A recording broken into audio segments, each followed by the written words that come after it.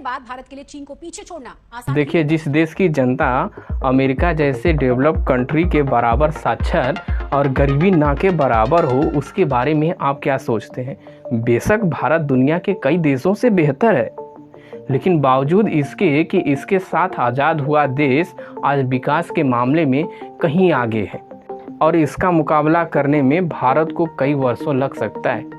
आपको हम दोनों देशों का डाटा दिखाकर ये बताएंगे कि कितने का फासला है, लेकिन आप लोगों को ये पता है कि दुनिया के किसी भी कोने में चाइनीज़ सामान को लेकर भरोसा बहुत कम होता है, बजाय कि इनकी सामानें सस्ती होती हैं और बाज़ार में इसका कोई ऑप्शन नहीं है।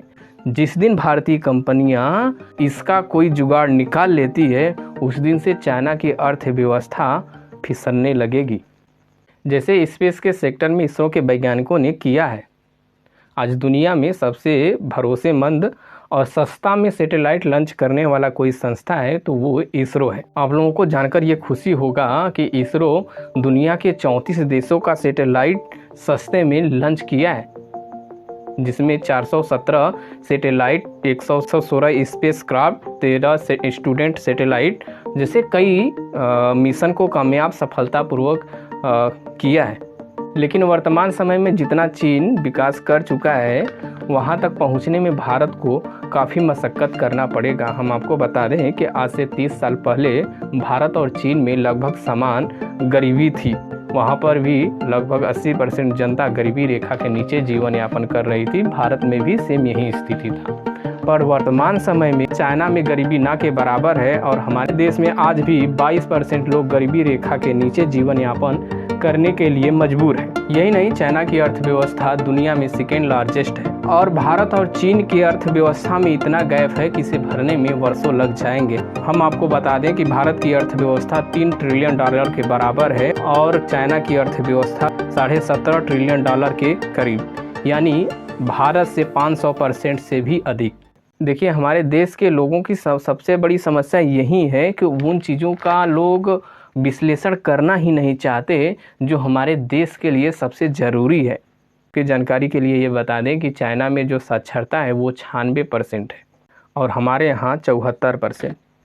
समस्या देखिए कि हमारे यहाँ ये कहा जाता है कि अंबानी अडानी चाहें तो एक दिन में सरकार गिरा देंगे, मंत्रियों को खरीद लेंगे, लेकिन चाइना की एक बड़ी कंपनी थी अलीबाबा, उसके सीईओ को चाइना सरकार ने इस तरीके से गायब कर दिया कि पता ही नहीं चला। धारणा देखिए कि कैसे देश बदलता है, विकास कैसे होता है। बेशक वहाँ पर लोकतंत्र नहीं है, लेकिन हम बता दें कि हमारे देश की जो लोकतंत्र है वो 165 देशों में 108वें स्थान पर आता है, निचले पायदान पर। यही नहीं, लोग बोलते हैं कि चाइना में मीडिया नहीं है। अरे यार, हमारे यहाँ की जो मीडिया है वो विश्व रैंकिंग में 161वें स्थान पर है और चाइनीज़ मीडिया 177वें स्थान पर। कितने का अंतर है? स्तर तो लमसम समान ही है। करप्शन है वो चाइना में भी है, चाइना में हमसे कम ही करप्शन है। करप्शन को लेकर एक इंडेक्स आता है ट्रांसपेरेंसी इंटरनेशनल का, जो हमने पहले भी बता चुका है। उसमें चाइना का जो अंक है वो 45 है और भारत का 40। चाइना 67वें स्थान पर है और भारत 50वें स्थान पे 2022। कई चीज़ें हैं जो भारत और चीन में एक जैसी हैं, लेकिन कई चीज़ें ऐसी भी हैं जिनमें भारत और चीन में काफ़ी अंतर है। हम बता दें कि चाइनीज़ अर्थव्यवस्था दुनिया का सेकेंड लार्जेस्ट है और भारत से 5 गुना से भी अधिक बड़ी है। निर्यात विश्व में सबसे अधिक चाइना करता है, हमसे 9 गुना अधिक। FDI हमसे 3-4 गुना अधिक वहाँ पर आया है 2022 में। और मुद्रा की बात करें तो डॉलर के मुकाबले भारतीय रुपया 82-83 रुपये के बराबर, चाइनीज यान 7-7.5 के बराबर। कहाँ मुकाबला कर रहे हो भाई? कैसे सुधारते हो?